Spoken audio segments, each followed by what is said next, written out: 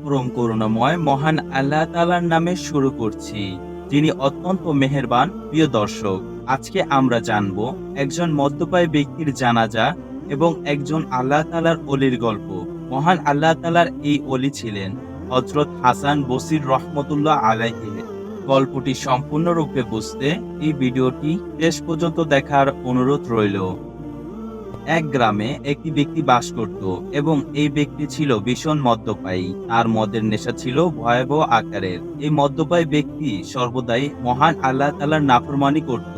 সে তার জীবনে একটি বারের জন্য মহান আল্লাহ তাআলার উদ্দেশ্যে সিজদা করেনি। সে সারা জীবন কোনো ইবাদত করেনি। কিন্তু সে যখন মৃত্যুর শয্যায় উপনীত হলো, সে তার মায়ের কোলে মাথা রেখে আফসোস করতে লাগলো এবং বলল, আমি সারা জীবন শুধুমাত্র গুনার মাঝেই কাটিয়েছি।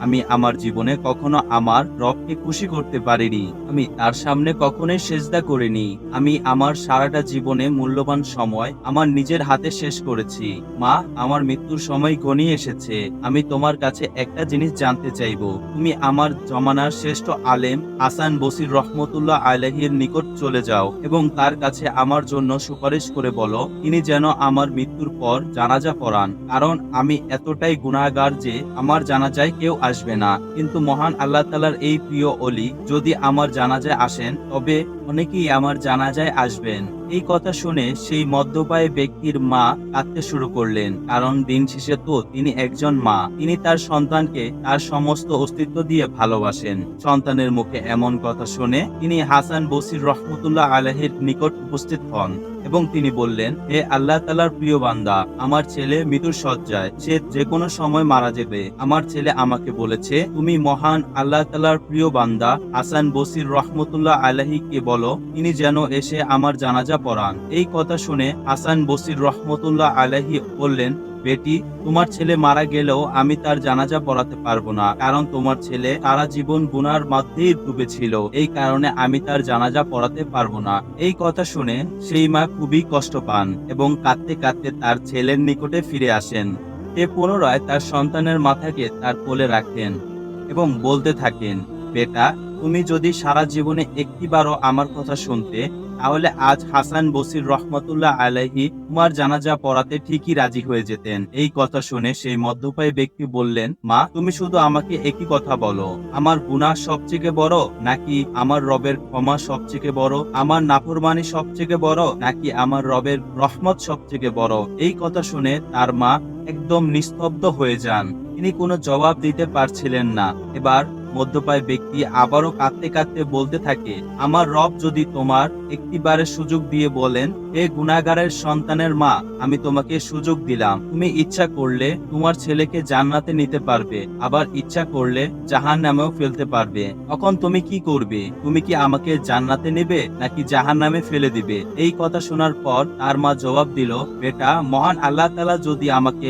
একটিবারের জন্য সুযোগ দেন, তবে আমি অবশ্যই তোমাকে জান্নাতের দরজায় নিয়ে যাব। আমি কখনোই তোমাকে জাহান্নামে ফেলে দিব না। এবার মদ্যপায়ী ব্যক্তি বলল, তুমি যদি আমাকে ভালোবেসে জাহান্নামে ফেলতে না পারো, তবে আমার রব, যিনি আমাকে তোমার থেকেও 70 গুণ বেশি ভালোবাসেন, তিনি আমাকে কিভাবে জাহান্নামে ফেলে দিবেন? এই কথা বলার পরেই এই ব্যক্তির ইন্তেকাল হয়ে যায়। সন্তানের এই মৃত্যুতে তার মা খুবই ভেঙে পড়েন। এক সময় তার ঘরের দরজায় কেউ কড়া নাড়ে। সেই মহিলা দরজা খুলে দেখতে পান সেখানে হাসান বসরী রহমতুল্লাহ আলাইহি দাঁড়িয়ে রয়েছেন। সেই মদ্যপায়ের মা তাকে জিজ্ঞেস করলেন, আপনি তো আমার কথায় রাজি ছিলেন না, আপনি এই সময়ে এখানে কেন এসেছেন? তখন হাসান বসরী রহমতুল্লাহ আলাইহি বললেন, তুমি চলে যাওয়ার পর যখন আমার চোখ লেগে এসেছিল, এমন সময় কেউ একজন আমাকে বলে, হে হাসান বসরী, তুমি এখানে ঘুমাচ্ছ আর ওখানে মহান আল্লাহ তাআলার একজন খাস বান্দা জানাজার নামাজ কে পড়াবে? যাও, মহান আল্লাহ তাআলা সেই বান্দার জানাজা পড়িয়ে আসো।